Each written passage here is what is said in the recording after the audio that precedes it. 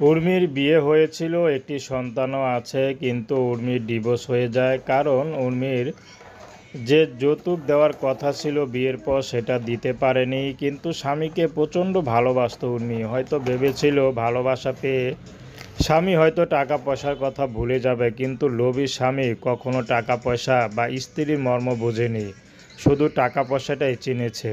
সন্তান হওয়ার পরও তাকে উর্মিকে ডিভোর্স দিয়েছে। কারণ উর্মি চিন্তা করেছে যদি দ্রুত বাচ্চা নিয়ে নেই তাহলে হয়তো বাচ্চা মায়া পড়ে অন্তত স্বামী আমাকে ডিভোর্স দিবে না বা যৌতুকের কথা ভুলে যাবে। কিন্তু টাকা লোভী স্বামী তাকে ভালোবাসায় কখনো ভোলাতে পারেনি, তার সন্তানের মুখও তাকে মায়া পড়াতে পারেনি, তাকে ডিভোর্স দিয়ে দিয়েছে। এখন উর্মি আছে তার মার কাছে, অসুস্থ মার কাছে থাকে, খুবই কষ্টে আছে সন্তানকে নিয়ে। তো উর্মি চাচ্ছে এই কষ্টের জীবনে যদি ভালো একটা মানুষ পায়, সে বিবাহিত হোক বা বয়স্ক হোক, উর্মি তাকে বিয়ে শাদী করবে।